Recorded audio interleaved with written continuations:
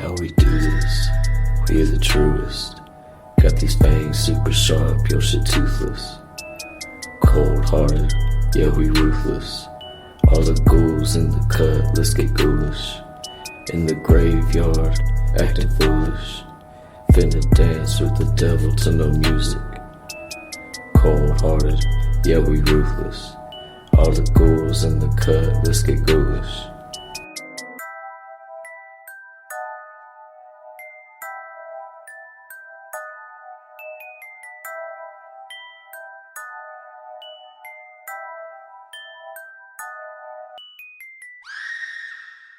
Hello and welcome to a brand new episode of a podcast called Ghoulish with me, Max Booth, a host, an undead host, a host who was once alive but died back in episode 100 and then brought back to life.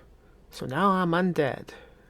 That's all you really need to know about the show. Nothing, no other plot changes have happened. You haven't missed much. This is a conversation type of podcast. I, myself, and a guest, we take one topic somehow related to the Ghoulish genre, and we just kind of talk about it for a little bit. We try to have some fun with it. On today's episode, I'm talking to LaRocca about quill representation in the Ghoulish genre. Now, Vale, the author of the very popular and very good novella Things Have Gotten Worse Since We Last Spoke. I read an advance copy of that book before it came out, and it really excited me. I was a big fan of that book, and I'm glad so many people are now reading that book. And now I have LaRocca on the podcast. We're talking about stuff. I don't have many jokes to say in this intro. It's been a shit time over here at Ghoulish HQ. Just a shit time. Had to put a dog down, and that sucked. We had him for 10 years. Not great. So, here's a podcast.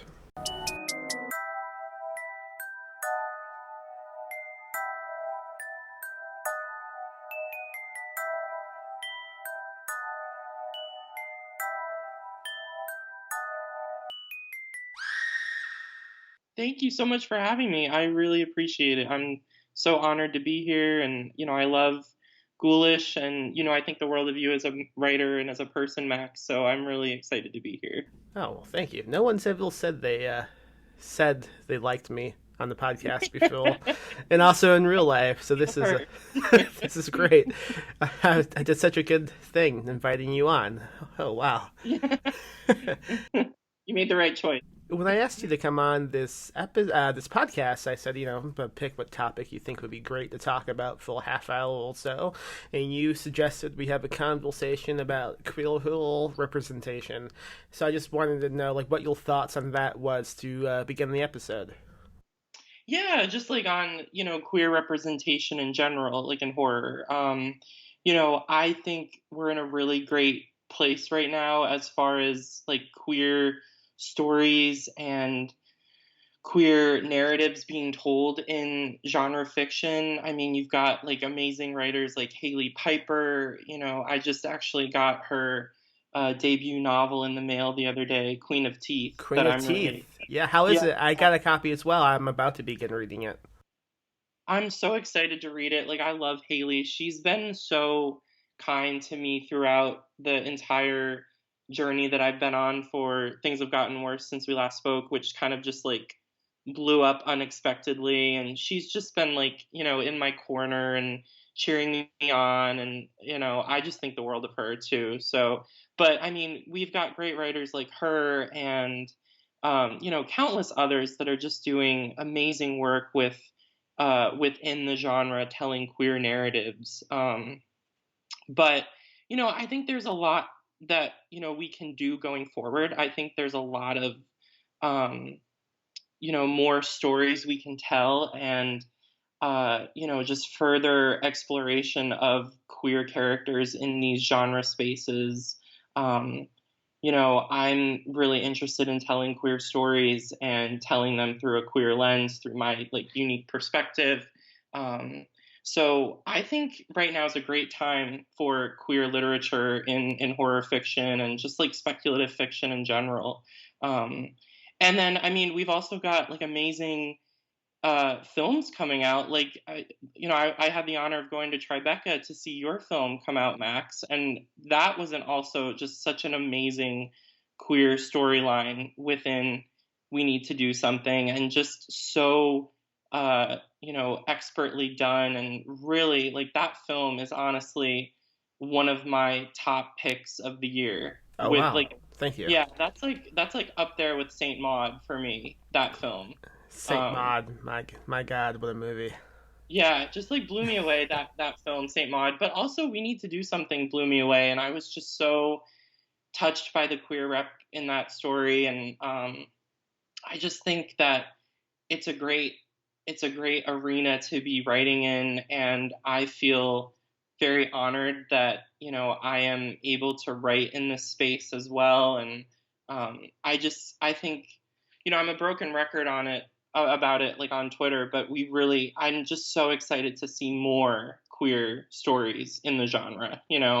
I do believe like we've seen a shift happen, especially in this genre, because I would say before the last decade and the last century as well, most films when they tackled like queer themes, it was usually really like through subtext only, and you Yeah, it would was have to very pick up coded. on it. Yeah. But now I would say like this decade and probably the decade before, the kill tills a more out and open about it. Yeah, I think you're so right. I mean, there was so many films and, books that were all very coded, and um, you know, like the queerness was kind of layered throughout but not explicitly stated. So like the film that's just coming to mind immediately is like Clive Barker's Nightbreed. I mean, that film is essentially like, I view that as the main character coming to terms with his sexuality as like a bisexual man. Um, I haven't but seen Nightbreed yet, so I can't really comment on it. But I'm listening and I'm with you. I want to see Nightbreed. It's just it's one of those yeah, movies I yeah, haven't gotten to yet. Nightbreed is amazing, and I mean, if you're going to watch it for the first time, I definitely recommend the director's cut that came out a little while ago through I think Shout Factory or Scream Factory did it. Okay. Um, yeah, so yeah, Nightbreed is amazing, but like I was saying, like it's very coded and very like layered. So Clive Barker, who's an openly gay man, he had written queer narratives before, but for like a mainstream major film, a lot of that queerness is layered and coded, which is fine. I mean, I love deciphering coded queer narratives. I think that's like really fun, and I think it's exciting and engaging. But also, there's a time for it to be coded, and then there's a time for it to be kind of in your face and to be like unabashedly queer. Maybe it Um, depends on the type of story. I'm I'm asking. yeah, I'm not announcing. I'm not making a statement. I don't know. Yeah, I think it definitely depends on the type of story. I mean, there are definitely stories in my uh, portfolio of writing that, they're not explicitly queer, but I think that just because that I am like a queer person in general, they are queer just by nature, um, like they're layered with through my lens of seeing the world as a queer person. Um, so I mean, I've got stories in my upcoming collection called "The Strange Thing We Become" and Other Dark Tales that are they don't deal with uh, gay couples or queer people, and they involve like I think one of them involves a heterosexual couple, but the way in which I present that relationship is very queer in and of itself. So I think queer writers in general, even if they're writing about, um, heterosexual couples and, non-queer themes, I think they are writing queer storylines just in general. And it's just so exciting to see openly queer writers writing in this space just in general. To me, it's just really exciting. um so yeah, I think it's really dynamic, and I think it's something that we should be really excited about. Well, do you think it's going from here? Like if let's say the we had one stage, well, it was more subtext and coded, and that was it. And now we're really open, and it's really less subtle sometimes. Like it's more clear. Yeah, And what would be the next stage? Do you think? that's an interesting question. I think the next natural stage of progression for this kind of um expression of queer themes and queer characters would be, well, we're in the stage right now where it's like kind of not necessarily in your face, but it's like we're out and we're there and we're being presented to the world. um I guess the next natural stage would be where these characters and queer themes and queer narratives, I would personally love to see these storylines cross over into mainstream. And, like, I mean, we see a lot of it in the indie realm. We see a lot of it with like independent film and indie books, but we don't necessarily see it from the major publishing houses and like the major studios like Blumhouse. So I personally would love to see a like huge box office success with a major studio with a gay storyline. I think that would be really exciting. I think that would be something that really hasn't been done before. I think that's kind of like the next natural step, and I don't know how long it's going to be before we get to that. Before people are really comfortable about that, because you have to realize like a lot of publishing and film, they do cater toward, um, not necessarily conservative, but they are taking into account people's threshold of what they can tolerate. And unfortunately, there are people who are still not okay with queer themes and queer characters in their literature and in their films. So I think it's a matter of time before it eventually kind of erodes away and we have, narratives in major studios and major publishing houses like telling queer storylines through like genre fiction That would be and genre great. film. Yeah, I agree with you. I do think that is going to be the next step because I think like even now like mainstream movies and TV shows specifically, it's you never will just have like a cast of kills. Some will kill, some will not. What you have is you have all these kills and the gay best friend Yeah, that the seems to token still gay be character. going on somehow even today. Yeah, yeah. I think you're right. And I mean it's something that we definitely as queer creators, like, I need to be cognizant of that, and I need to do better and, you know like, tell my stories and get my stories in front of people who have, the ability to have it reach like a wider audience. um I will say, like, the just if we could segue real quick, like, talking about like uh queer representation in media.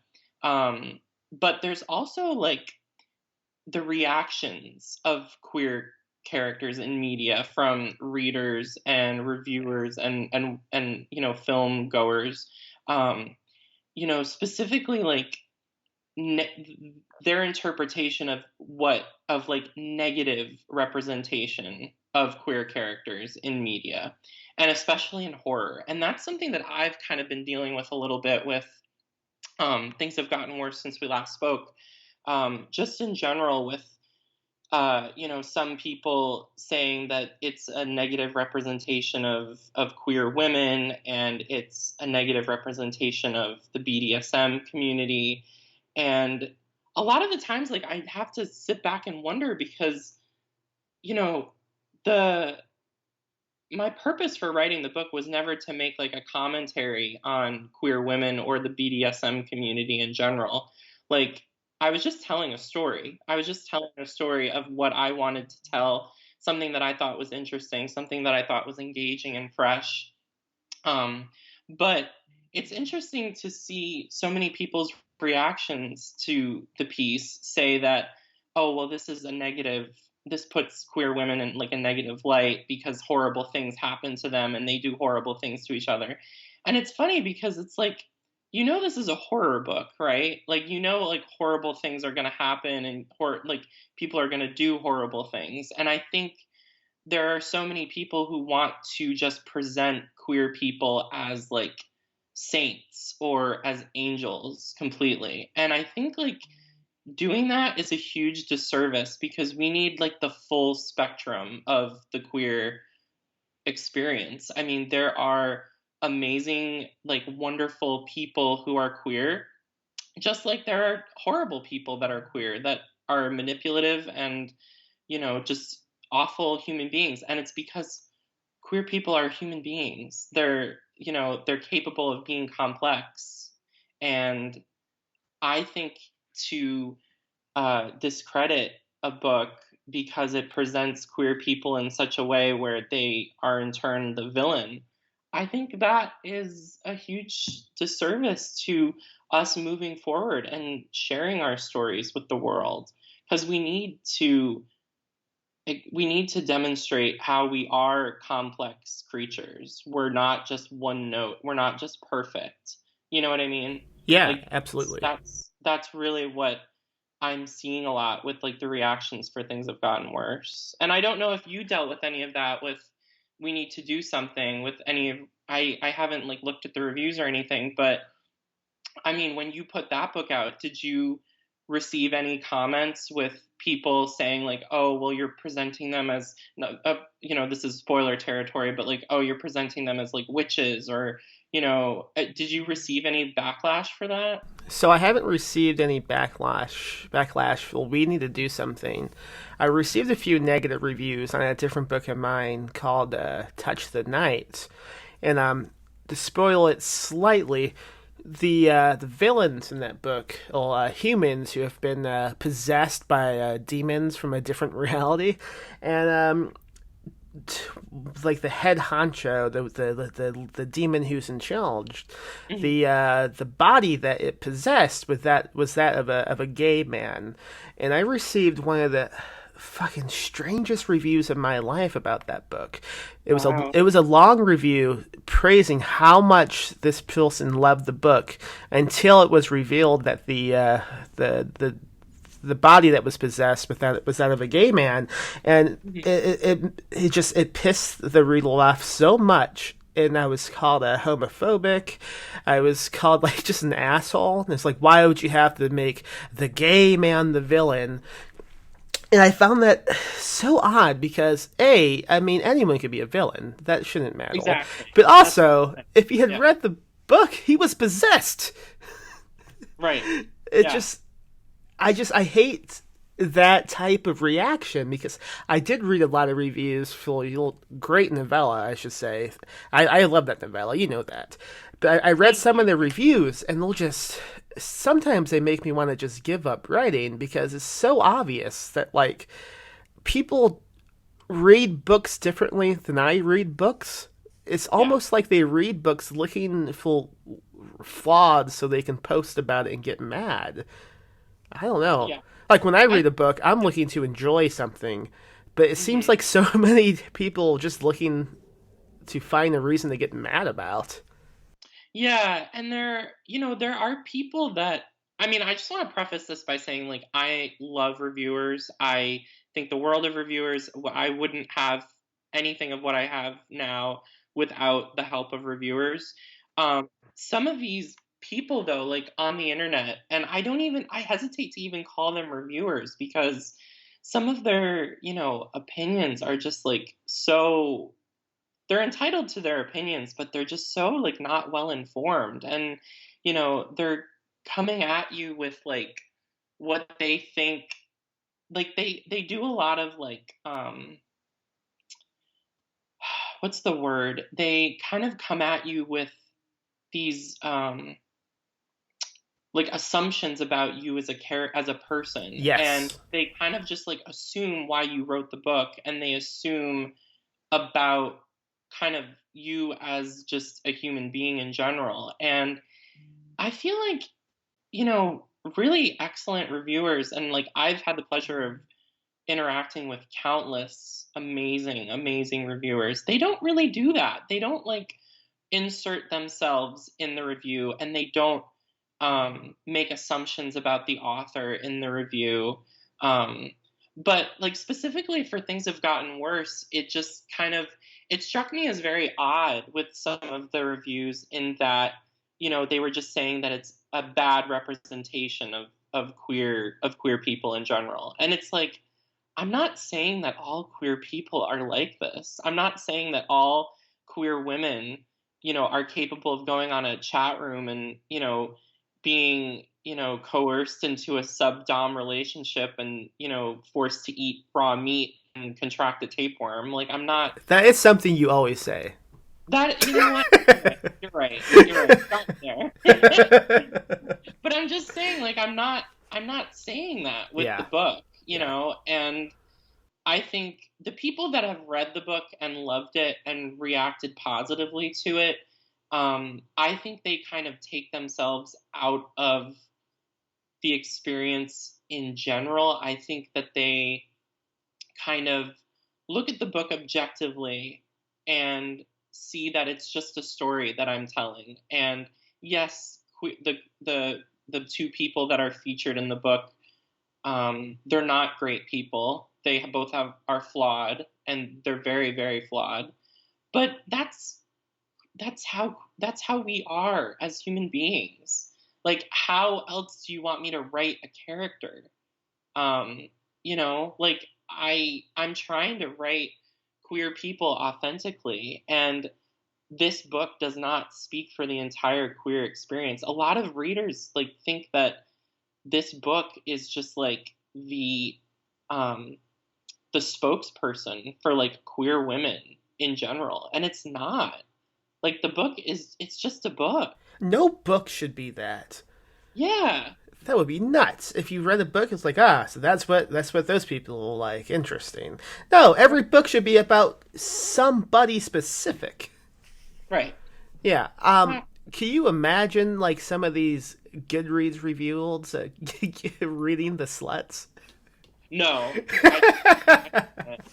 Should we talk about the sluts? Yeah, I mean, I love the sluts. That seems like the best example of how to write flawed creel kills, perhaps. Yeah, I would say so. I mean, Dennis Cooper in general, I mean, he's just a huge inspiration for me. I love everything he writes. Yeah, I mean, that's what's important to me. And I definitely, when I was writing Things Have Gotten Worse, like, I was definitely taking cues from Cooper's books and, just how he presents, certain information, and how he writes queer characters. Um, one of the releases prior to Things Have Gotten Worse at Weird Punk Books was called The Wingspan of Severed Hands by Joanna Koch, and she actually got a really lovely blurb from Dennis Cooper about her book, about their book, I should say. And I like I would love, love, love one day to have my work in front of Dennis Cooper. I mean, he's just like an amazing, amazing talent, and yeah, but he gets negative reviews too. Right. I'm sure he does. However, I feel like, as we were saying, like those book reviews, and then those people who just kind of shitpost on Goodreads. Yeah. And sometimes like they collect almost like flies on a corpse, will they just seem to multiply. Yeah. I laugh a lot trying to imagine them like suddenly being like latched onto that book, the slut specifically, because I Yeah. think they would die. I think so too. Yeah. No, I mean, I try not to go on Goodreads that much, just because like it can be like a cesspool sometimes, and it's just like it can be toxic. And I mean, you know that people are talking about you and your work, and a writer that I really admire, she spoke to me privately and was like, we really need to protect our creative integrity and like our creativity in general because it's so fragile. And I find that the more I check Goodreads, like the less productive I am with writing because I get in my head with what the people are saying, you know? Um, but to your point with like people latching on to different aspects of the book and kind of harping on the same thing. It's funny because a lot of the reviews for things have gotten worse. They kind of carry the same note, and it's like one review saw the other review, and they're just like, oh yeah, like I agree with that, so I'm just gonna copy that and write that in my review. You know? It's like they search for the. It's almost like when you need a hotel room and you look for the best rated hotel. With a review, you look for the right opinion, and then you want to have that same opinion, or else you might get in trouble. Right. Right. Exactly. I saw recently. I'm forgetting the person's name. Her name is Gretchen something. She has a book coming out called Manhunt. Do you know what I'm talking about? Yes, I'm reading it. I got an advanced reader copy actually, so Me I'm currently too. reading it. It is so good, isn't it? Yes. What Oh do my god, do it's you amazing. recall Gretchen's complete name? I believe it's like um let me double check. Okay, I'm being unprofessional. I don't have it in front of me. Gretchen Felker Martin. Okay, so Yeah. I went over to the Goodreads page for Manhunt because I heard there was like some controversy with it. Yeah. And I saw this person who left this review like talking all this shit about Gretchen and saying how nobody should read the book and yada yada yada. And then I saw like on the same review update, and then the review said, "Oh, I've been informed that I had not gathered all the facts before leaving this review, and Gretchen's actually okay. However, I'm going to leave this review anyway." It's like you're just adding to it by not going away. Yeah. No, I know. And like I know as writers we're not supposed to comment on reviews, and I don't comment on reviews, but Only in it podcasts. just it just like brings up, with the issues with things have gotten worse, it really does bring to the forefront the issue of like queer representation and what people consider good representation and bad representation. And I personally think that any queer any queer narrative, any work that's written by a queer person where queer people are the central focus and that's what propels the narrative, or maybe it doesn't, maybe they're kind of, maybe the queerness like isn't the central focus, whatever, what have you. I think that regardless, queer representation is just so important, and it's not up to you. I don't mean you specifically, Max, but like the collective you of just like what is good representation and what is bad representation. Like, yes, there are cliches, yes, there are tropes, but I think at the end of the day, it's important to have our voices highlighted and our voices heard. And that's really where I stand with the issue. Well, I think that's a great way to end this episode, unless you have something else to add. No, I don't. Thank you so much for letting me like prattle on and talk about queer rep in genre fiction. I really, really appreciate it. Hell yeah. What's the new collection called, and when is that coming out? So it's called The Strange Thing We Become and Other Dark Tales, and it's coming out September 1st from Off Limits Press. Oh, nice. Great. I like that press. Yeah. How can the folks find you online? Yeah, so they can find me on Twitter and Instagram at EJ LaRocca, and I also have a website, ericlarocca.com.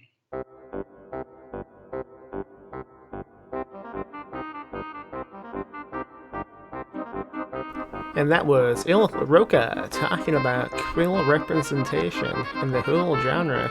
Go buy the new book. Things have gotten worse since we last spoke. And go on over to perpetualpublishing.com and buy the books that we put out as well. Leave a review of the podcast on iTunes. Just do it. Just do it.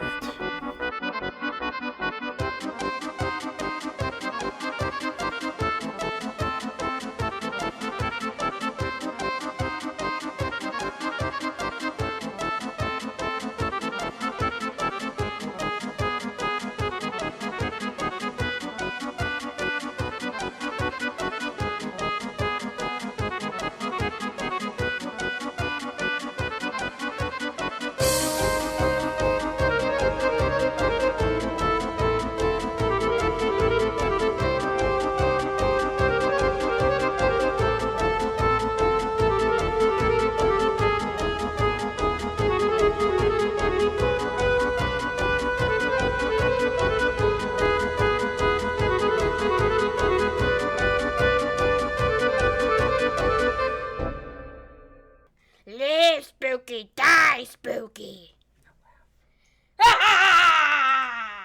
Rest in peace, Max.